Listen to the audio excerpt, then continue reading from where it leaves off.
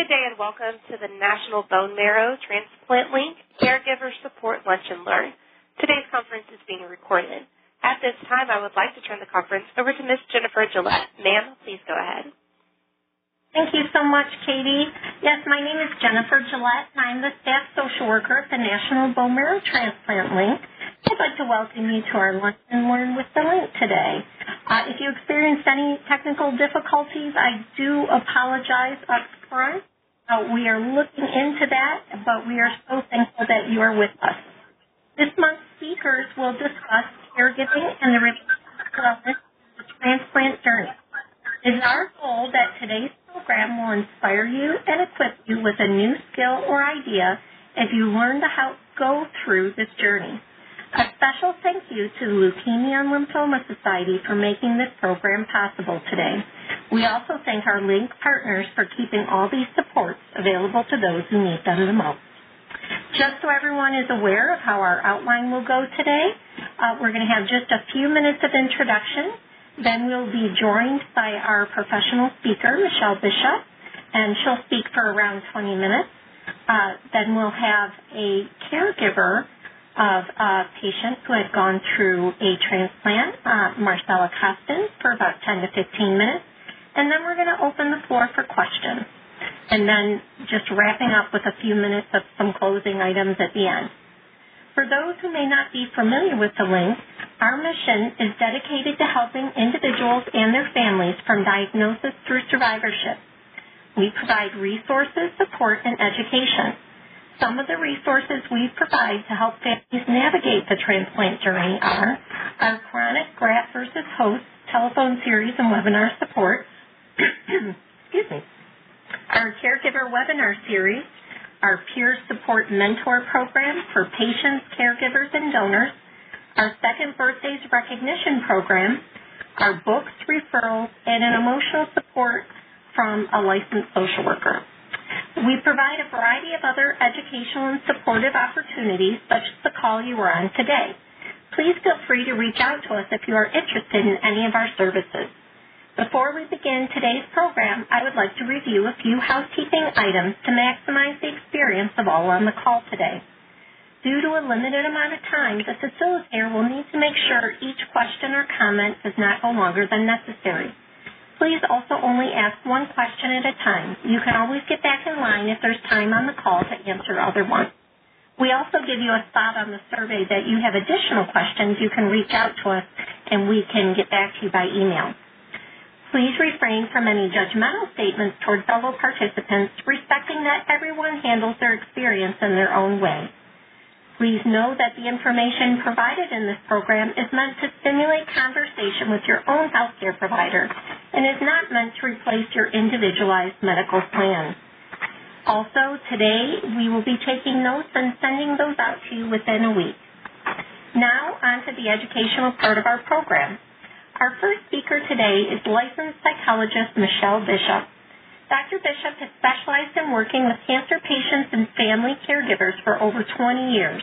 As a research assistant professor at the University of Florida, she spent over a decade doing quality of life research on blood and marrow transplant survivors and their caregivers. She served as a project coordinator for the largest study to date of the quality of life long-term BST survivors and their spouses, a multi-site project funded by the National Cancer Institute. She received her own grant from NCI to conduct a follow-up on couples that study to better understand the losses and gains they experience.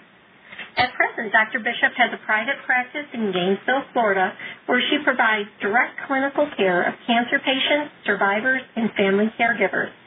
She is a support group facilitator for the Leukemia and Lymphoma Society and serves as an independent consultant for individuals and organizations interested in psycho-oncology issues. Thank you so much for joining us today, Michelle. Thank you so much, Jennifer. And to the patients and caregivers on the line, thank you all so much for being here. I'm really pleased to be able to spend this hour with you and Marcella to highlight some of the issues faced by caregivers.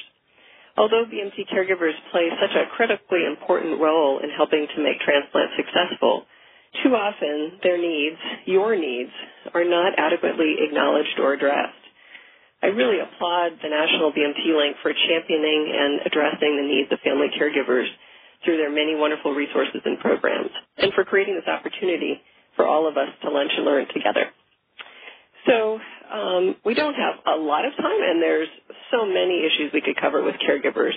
So I'm just going to highlight some key issues, and then we can hopefully go in more depth on any area of interest during the question and answer period. I thought I'd briefly focus on kind of three topics. One is kind of what we mean by caregiving and the various caregiving roles in the context of BMT, and particularly in the context of the couple and the family. I'll focus on the importance of good communication, support, and self-care as critical elements to successfully navigate the journey.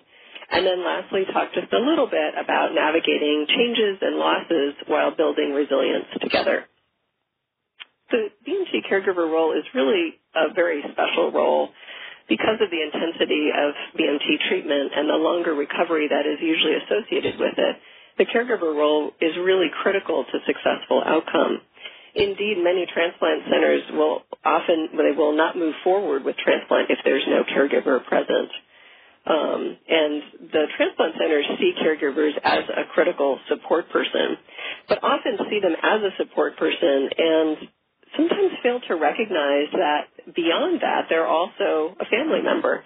And actually 2/3 of caregivers are spouses or significant others. So the caregiver isn't just a support person, they're also going through the experience themselves. They're experiencing all the challenges directly along with the patient, and also indirectly in the sense of watching their loved one, go through cancer treatment, and which is, obviously incredibly distressing. And in fact, caregivers in some arenas are actually called second-order patients, and the National Cancer Institute recognizes them as survivors themselves because they go through the experience as well. This is important in understanding caregiving and the impact of that role, especially in the context of BMT, that really can be a long-term prospect. It's different than a professional caregiver that comes into the home, provides care, and then goes home to their own home. The family caregiver here is living, breathing, the experience all the way. So it's no wonder that a lot of studies have shown that caregiver distress is usually as high and typically even higher than patients as they go through the transplant process. So I'm mentioning the caregiver role. So what are we talking about there exactly? There really isn't a single role. There are multiple roles. There's some that are the kind of obvious ones one thinks of when you're caring for a family member that's ill. So trying to, like the hands-on care, making them comfortable, helping them move around, preparing meals, and so forth. But in the context of BMT, there are often additional roles, such as actually being a nurse, where the caregiver may be responsible for monitoring symptoms, deciding when to call the medical team, managing medications, trying to help manage the side effects. There can be the role of manager of care, which sometimes can feel like a full-time role, which includes navigating the medical system and arranging medical appointments, writing down questions and communicating important information to the medical team. Just navigating the medical system can be very challenging, and most of us don't have a lot of experience with that going into this process. When the patient is very ill, the caregiver may take on the role of patient advocate, so making sure the patient gets what he or she needs, speaking on their behalf if they aren't able to communicate directly with the medical team. There can be the role of messenger, that is communicating information to family and friends. Often the spouse caregiver is the key point person. The family and friends may be reaching out to you saying what's happening, how's the patient doing, give us an update, and then communicating back to them. The caregiver can be in the role of cheerleader, providing emotional support for the patient and trying to keep their spirits up. This actually can be particularly stressful, though, when you're feeling scared or nervous or worried inside. And some studies have shown that caregivers say that can be particularly challenging. All these roles are occurring while the regular roles, if you will, of life, domestic roles of taking care of home, taking care of children, perhaps taking care of, elderly parents are going on. They're not, of course, happening, in a vacuum. So you can see how some of these roles are new and unfamiliar, and you essentially have on-the-job training, such as the nursing role or patient advocate. In some cases, there are additional roles, so they might be roles that the patient used to shoulder primarily, so maybe the financial role or the child care role, and now the primary caregiver takes that on as well. In the context of the couple, there are some special issues that may be happening between the caregiver and the patient in terms of those roles. So often, of course, in our partnerships, we may kind of see that partnership as we're equal partners in life, so equal roles.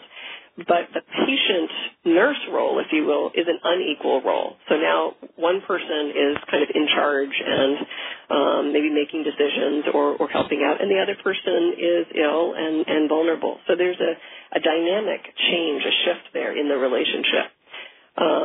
It can be hard for couples, for one to be in charge or for the other to be dependent on the other. It can feel uncomfortable to no longer have the same level of independence. Often it's tough for spouse caregivers because they may be, each other's confidant, the person that you rely on when things are tough, you need to talk to somebody. But things are tough because, you guys are both in this situation, and so you might feel reluctant to share all of those feelings with your loved one. So the caregiver roles can be pretty challenging, but it has sort of some special challenges if we're talking about the couple relationship. Now, fortunately, most of those new and additional roles don't last forever, and as the patient recovers, he or she starts to take back some of those old roles. But it's really interesting to note, and I think it's something that perhaps isn't talked about so much because this may be kind of down the road in survivorship, is that sometimes it's not so easy to go back to those old roles, and there's really a renavigation, a renegotiation process that needs to happen. Sometimes, the caregiver might be reluctant to give up some of those roles. They're not sure if the patient is really up to it. Maybe the patient's gotten used to not doing certain things. And I just saw a couple recently in my practice where that was the case. And, they needed to talk about it and, say, hey, let's see if we can get this back to where it used to be. And that issue, and this, it could be a whole topic in and of itself, but I think particularly in the context of couples, the issue of roles and intimacy. Often intimacy goes on hold for a period of time. Obviously, when somebody's very ill and recovering, it might go off the table. Trying to get back that role, the role of intimate partners, can be challenging after transplant. And, the caregiver may be uncertain how the patient's feeling and whether they might experience discomfort or pain. The patient may not be feeling great kind of in their own skin. And there might be all kinds of worries and thoughts and feelings that get in the way. So certainly for that particular issue and for these others, one of the real key points in successfully navigating these changes is communication, is talking about it, is trying your best to be as open and honest as possible, to talk about the different tasks and roles, to talk about what each can and is willing to do, and to keep checking in with each other periodically as the transplant process and right, because they're different sort of phases, that things keep changing. And so it's important to keep kind of checking in with each other and saying, okay, well, how's this working for you? How's this working for me? Do we need to tweak things, to do things differently? Certainly trying to talk about some of those feelings and even some of those fears. One way to think about it is, like, you guys are on the same team, and you've navigated hard things before, and so it's an opportunity to problem solve. What are things that have worked in the past? Are there creative solutions that you can come up with? And often talking it through can really get those creative juices flowing, and something that might have seemed like a real problem point, now there's some solutions. Sometimes couples will engage in something called protective buffering, and this is where one or both members of the couple might refrain from sharing what they're thinking or feeling for fear of upsetting or burdening the other. And it's understandable that, that if you worry about your partner and how they're feeling, you might hold back some of your own feelings. The research really shows, though, that when that happens for long periods of time, it really can increase a sense of isolation and disconnectedness in a couple. And that talking openly and respectfully, and even sharing things that are hard, is best. And even if it's hard, that ultimately it can result in the couple feeling closer and feeling like they're on the same team, they're on the same page. Using I statements can be really helpful, meaning like, I feel like I would like to try to take back this role, or I feel I have too much on my plate and I could use some outside help. So the way that we talk to one another is important. If we make you statements like, you're doing this and it bothers me, the other person's likely to get defensive, and it's going to be hard to hear that. And so, again, that open, honest, but also respectful communication and really making I statements about what someone is feeling. So another aspect is, talking about the couple and caregiving, but it's really important to realize that this is too much for one person and certainly too much for two people to do alone. Transplant's pretty intense and, again, can be long-lasting. And so it really is about building a village, a community of support. The more help you get with the practical things, too, the more you're able to just be the spouse. So as we went through all those roles, you can see how they can really pile up, and it's too much for one person. And then it makes it difficult to just be, to be the spouse, to be the partner. And so if there are things that you can hand off to other people, then that is ideal, and it helps everyone. And it, in fact, helps your support team, too, because often they want to do something, they feel kind of helpless, they want to support you, but they're not sure what would be helpful, and so it's kind of a gift to them to say, here you go, this would make such a difference to me, and then they feel like they're doing something and they're contributing. It can be challenging, though, to communicate with the support team what some of the issues are that you're experiencing so that they can understand and know better what kind of support would be helpful. In this day and age, there's some really great resources for doing that make it easier on the caregiver. I mentioned the messenger role. So, talking, communicating with individuals over and over with all those updates can be pretty overwhelming.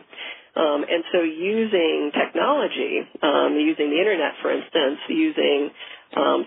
there's a website called caringbridge.org, which has free websites that are often used by families dealing with major medical issues. And it's a place where you can post updates, and you can use it as a journal, you can use it as again, medical updates, whatever. It's very open. You can post pictures, and then your support team can go to the website and get information and respond there. And then you, the caregiver, or if you designate someone else to do it, then they can respond accordingly. But it It just makes it easier. You can communicate with many more people at once, and you also don't have to necessarily deal with those phone calls or messages immediately. There's a little bit of a time there before you can respond. Now, some people use Facebook. They use other means, but certainly you get the idea. The nice thing about that website is that it's secure, and it's been in place for many, many decades now, I think, and a lot of families really rave about it.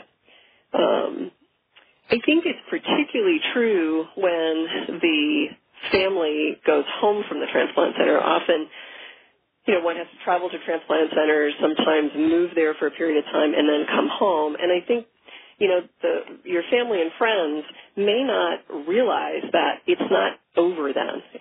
When treatment's over, there's still a long period of recovery and then transition into survivorship. It's a little different than if you're just having surgery, let's say.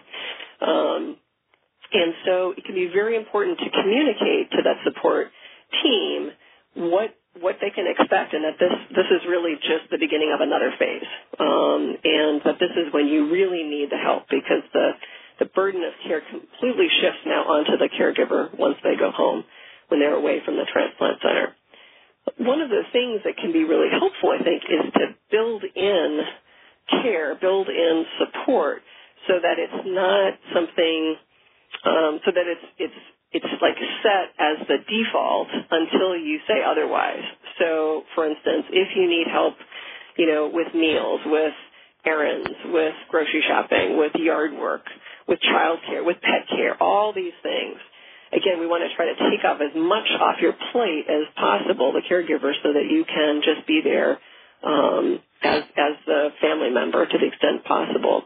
And so to actually build those things in as regular supports. So somebody who comes and, or every day, they go grocery shopping and they just automatically shop for you every week, rather than it being something that you feel you have to ask for repeatedly. Because again, it may be, it's really more of a marathon than a sprint, and maybe a while before things get kind of back to normal.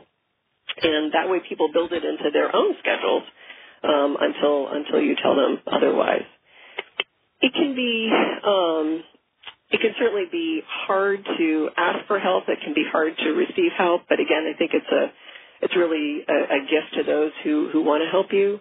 I think one other idea is to have a ready list of things that you could use help with. So when people say, let me know how I can help, which is often what they'll say, and they often mean it, they just don't know what it is you need, then you have a couple of things you're ready to say, hey, you know what, that would be great. I don't know if you could, pick up my son, or if you could, walk the dog, if that would be possible. So have a couple things, have a couple options, and then they can help you out.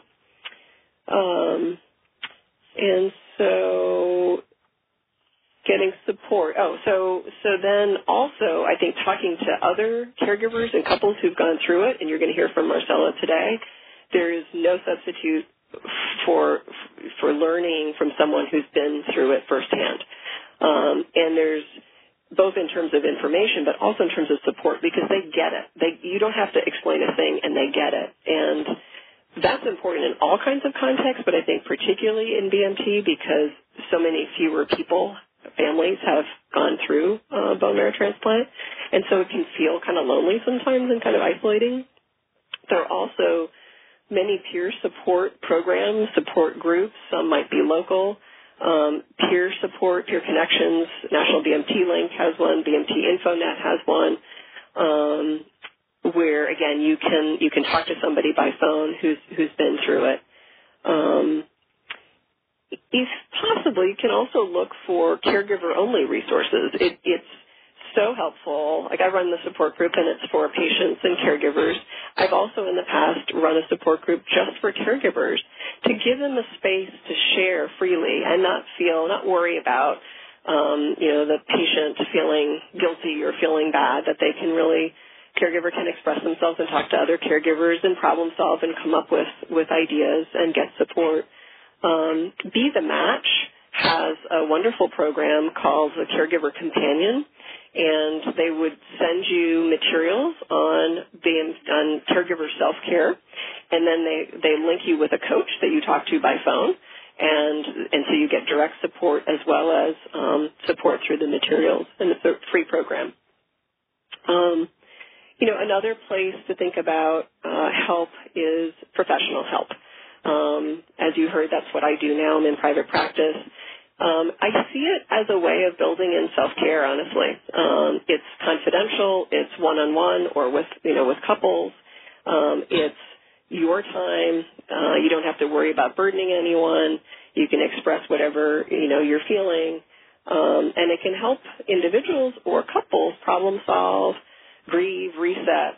And it can be helpful sometimes to have a neutral party to help them out. There are free individual counseling options open through Cancer Care and the Cancer Support Community with master's level social workers. So that's another option as well.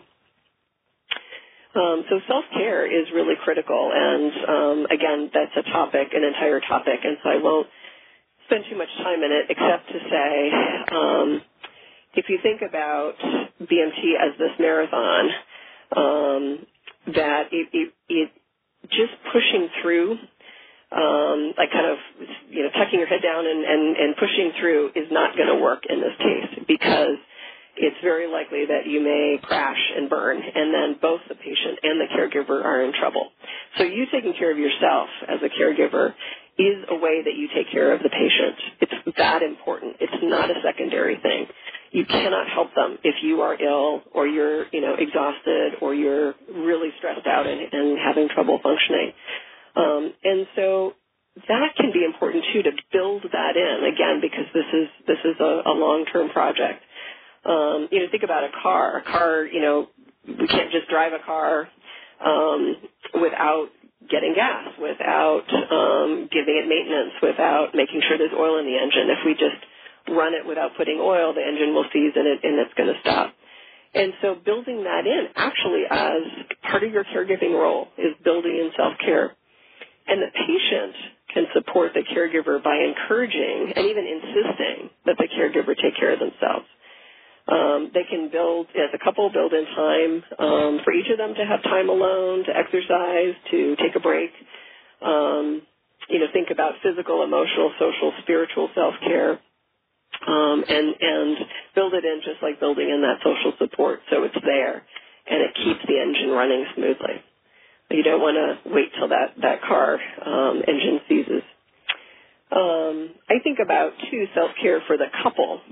In the sense that sometimes the medical aspects can really feel like they take over and eclipse everything else, and a couple can lose sight of themselves and their relationship. And so trying to do some things that feel normal, taking breaks from medical issues, revisit the things that ground you and remind you of who you are as a couple or a family, looking through pictures, playing cards or games, doing things outdoors that are important to you.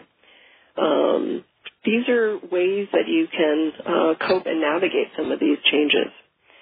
So very briefly, just to wrap things up, there are changes and losses that are experienced by both patients and caregivers. There's loss of the roles we've talked about, changes in those roles, loss of independence on both parts, loss of an imagined future. We don't imagine that we're going to have to go through cancer and cancer treatment, and so it changes things for the future we had imagined.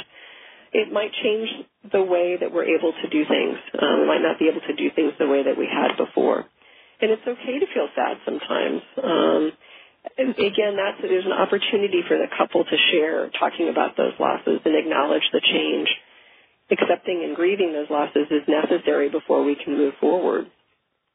But we can move forward, and that's one of the things that's been amazing about the work that I've done is just the resiliency of the human spirit of patients, of caregivers, of couples, and that they are so creative and find new ways to do old things or ways to embrace what might be a new normal, so a change that is going to be more of a permanent change. I've had had, worked with couples that love to travel, love to hike, and the patient after transplant really couldn't hike any sort of distance. But they still want to travel, so now they travel with other couples so that the caregiver can go hiking with, the other couple, one of the other couple, and the patient stays back and enjoys a hotel or enjoys some time outside reading. And so finding ways to do things differently. And I'm usually have too much time, so I'm going to wrap this up. But it's just to say that caregiving can be challenging, and it can be the BMT recovery process and survivorship can be a marathon. It can also involve all kinds of sacred gifts. So to care for your loved one when they're at their most vulnerable, to talk and problem solve together, working as a team, that often couples emerge feeling closer and they're richer for the experience.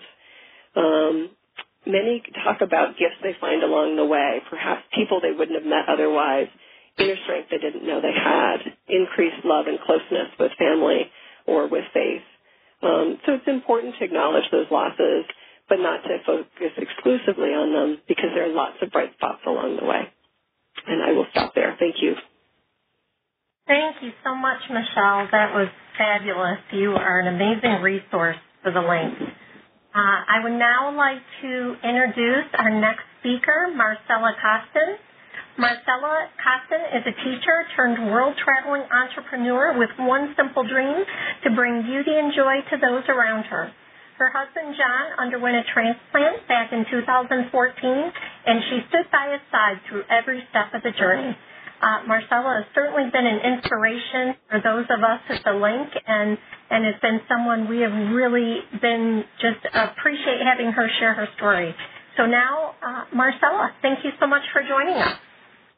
Hi, I'm very happy to be here. First of all, I have to say, Michelle, you absolutely blew me away. Everything you said, I think I experienced along with my husband, John. It was really perfect. Thank you. No, thank you. It was great, and it's really a great foundation for where I'm going to start our story, our journey. And basically, I'm just going to take it from the beginning, because I feel like some of the people on the call are all at different stages. So I kind of want to let you know where we came from and where we are now. And my first thought, it goes out to all of you who are just learning about it or just getting into it. I know how terrifying it is at the beginning and how scary it is, but I also want everybody to understand that there is hope, and that's how we began our journey. We were very, very, very afraid at first, and then we found a story immediately on a website about a man who met his donor after 3 years, and we thought, that's our goal. That's what we want to do. And that's how we began our journey. And you're going to probably hear me say the word we a lot, because I felt it was a we, and Michelle referred to that. You become a team, and what he goes through, or what I go through, we basically did it together. And one of the most important things we needed to do at the beginning was to get a plan. And once you get a plan in motion, it gives you the opportunity to move forward and to look forward and think forward. And that's what we decided to do together, just look forward. And we were one of those teams that had to move far away to get our treatment. We actually moved from Michigan to Boston and had our treatment at Dana-Farber. And one thing we learned on our journey is that every patient is different. So my story may not apply to all of you, and not everybody else's story applies to all of us, but there are bits and pieces that we can, take out. And one thing I noticed on our journey is that some people would have a certain treatment, and at the beginning we'd be like, well, why aren't we getting that treatment? Why is that person getting that kind of treatment? And you soon learn that all of our diagnoses are so different to the other. So it's important not to compare. And that's why I said I just want to hope that you can remember that our story and our situation is going to be different than yours, or maybe some of it similar, and just hopefully you'll find some positive things. At the beginning, we decided it was really important to get a motto or a mantra, but you heard her say I was a teacher, or I still am a teacher, so it's that motivation that can carry you to the day. And we were diagnosed right before Christmas in 2013. And it was really interesting because we were listening to a Rudolph the Red-Nosed Reindeer, and the song Put One Foot in Front of the Other came on. And the power of that song going through the bone marrow transplant, stem cell transplant, was absolutely amazing. If you ever get a chance to read the words, I highly recommend it. But what I'm going to do is talk you through some of the stages and what I did at the beginning. And one of the things that was important to me was creating a space for us in the hospital that felt a little bit more like home. So we checked into the hospital, and immediately I saw the space and I said, okay, this isn't going to work for a month's time. So I added battery-operated candles, some small sparkle lights in the window. I brought in pictures of our family and our dogs. I bought John some fun pajamas on Amazon.com, so he felt like he had some pride in the hospital. The most important thing that we bought in the hospital that I ran down to a Best Buy to buy was a wireless speaker, and we would watch movies together in the hospital during the day. And we're not real TV watchers, but we became, and we watched series together, and we could talk about them, and it would make the days go by faster, and we would, maybe forget for a little while why we were there, and we would laugh or cry at a movie, but it wasn't about us. It became about somebody else. And that was a really good thing to have in the hospital. In the evenings, we happened to have our dog with us in Boston, and I met one of those lucky people, one of those people that she said was a gift, that Michelle referred to as a gift, who just happened to take us under their wing. They would babysit our dog while I was in the hospital all day, but I would have to go home at night to be with our dog. And what I would do is I'd turn on the Skype in our apartment that I had to rent, and I would just walk around and do jobs or write letters, and John could see me from the hospital bed, and we would just talk until he would say, okay, I'm ready for bed. And that way he was never felt alone, even though I had to leave. We appreciated that time and the security that it gave us. So another thing I did while we were in the hospital, your friends want to know what's going on. They want to know the news from you, but sometimes I felt it could get a little depressing, and I didn't really want to focus on the parts that were so hard. And that is also kind of what Michelle was saying, kind of protecting the truth from our friends, or that the hard part of the journey. How can I take something that was maybe painful or scary and create something positive out of that? Because I needed to also make myself feel a little bit more positive when I had those days that I was a little bit afraid, or maybe John was feeling a little bit more sick than he was the day before. So I started to journal, and I did a journal in a kind of different way. And if you're interested, you can see what I've done. I have a website for one of my businesses. It's simply marcella.com. And if you go under About, it's different phases of our journey, and I would capture them in various ways about different things that John had been going through. Like I did a newspaper one time explaining that the stem cell transplant that was going to happen, or I made him the cover of the Car and Driver magazine and all the events that were taking place.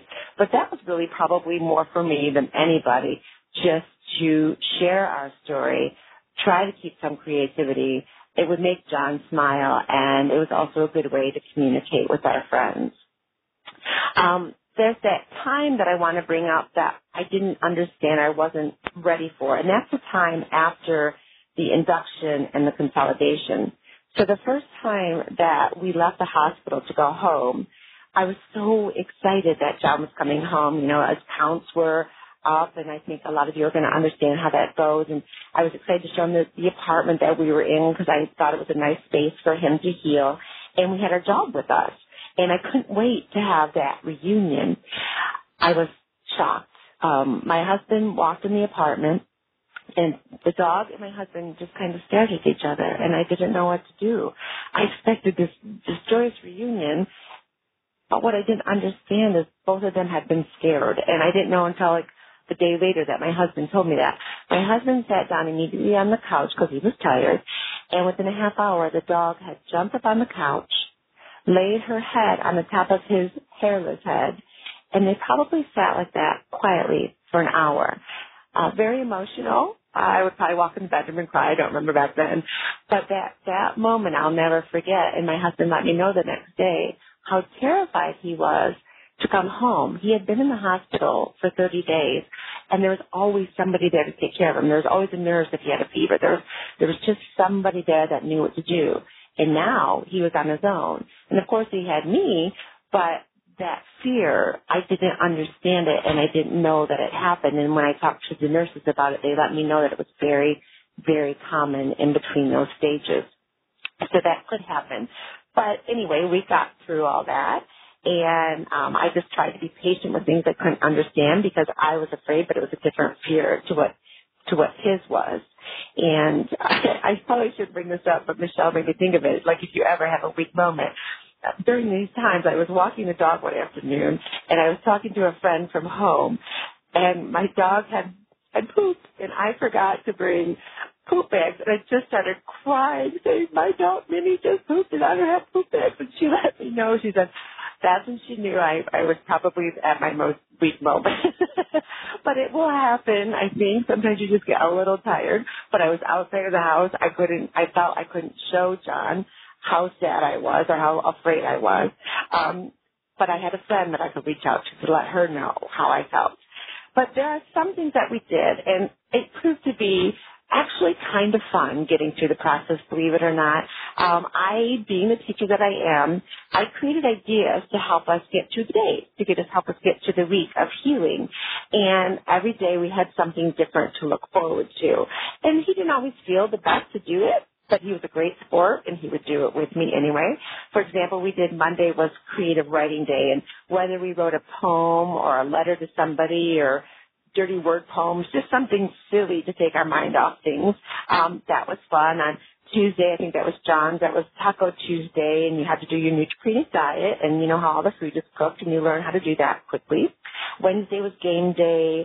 Thursday, we had an art day. I think our favorite art project, and we're not necessarily artistic, I bought these watercolor pencils for note cards, and you would create your own pictures and brush them with water, and they became beautiful pieces of art, and we would mail them as thank you cards to our friends. So they were very personal, and it was a great activity for us. We had pasta nights, and Friday was pizza night or movie night, but we stuck to our schedule just because every day you'd be like, okay, what's today, instead of focusing on the other things that you may have found a little bit more challenging. One of the best things I probably did, and I regret I did not keep a template, was I created a drug schedule. I know that probably sounds boring, but when you leave the hospital after consolidation, it's completely overwhelming. You are the caretaker. You have an abundance of drugs to sort through, time, make sure he's getting them at the right time, waking up in the middle of the night. I had to learn how to give a shot. At first I was petrified, and then I decided it was fun. So there's a different part of the journey. But the drug schedule was really good because what I did was I put all the times. I also put a description of each of the drugs, what it looked like, the codes, because there are so many that it was a little overwhelming. But then the best part was, after, days or weeks, you drop off till finally there was nothing. And that's why I don't have the template anymore, because we kept getting excited about which drugs we got to remove until finally, like I said, there were no drugs left for him to take. So that actually became a big highlight for us, and crossing off the days, on the calendar, and, your 30 days, your 60 days, your 90 days, and it all comes. It's not always easy, but it does come. And one of the fun things I told you about that, we put one foot in front of the other. When you have to clean out the Hickman catheter, I think it's a 2-minute time that you have to take to do it.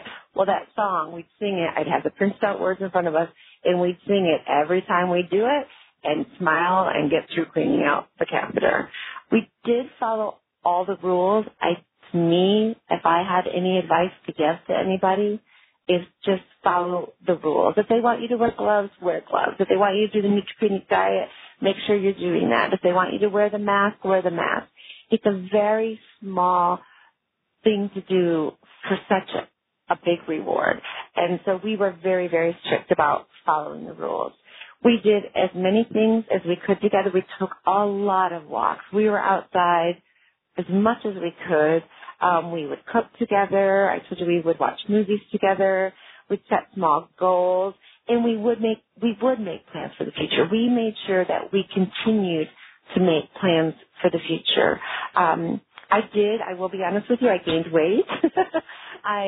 Because I was drinking too much wine, eating too much. So after John got out of consolidation chemo, he had to heal himself. And I decided that was my time, that I also needed to heal myself. So I started working out, and I maybe pushed myself a little bit harder sometimes because I knew he had pushed himself harder. So it was good that we were a team healing together that way too. I will tell you that you do give a lot of yourself, but it's just the thing that you do because you are a team, and you know they're giving to get better and you're giving to get them better. And my final part of my story, that is my favorite part of my story, and it is still hard after all these years not to get emotional. In April of 2016, we did fly John's donor home from Germany, and we met him. It was an absolutely incredible experience, and I wish it for all of you. And on April 3rd of this year, it will be John's 5th birthday. So my hope for all of you is to always have hope, and I wish all of you the best. And if I can help anybody in any way, I'd be delighted to do so. Thank you. Thank you, Marcella, and congratulations to you and John on the 5th year anniversary. That's really exciting.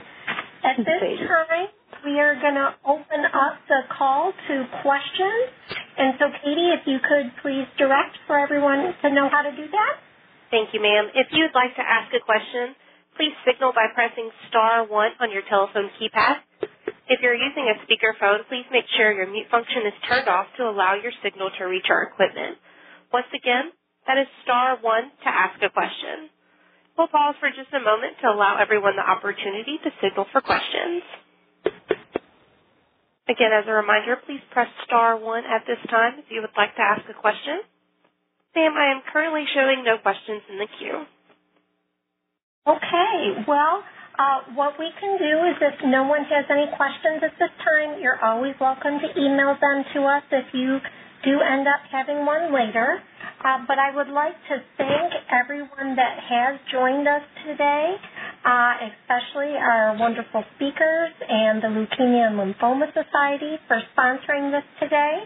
And again, I apologize for the technical difficulty at the beginning of the phone call. If anyone would like further information about these types of issues, please feel free to contact the link at 1-800-LIN as in Nancy K, BM as in Marrow T. I will be sending the survey out shortly, and next month we will be having Lunch and Learn on multiple myeloma, so please stay tuned for that. But again, thank you all for joining us, and have a great day.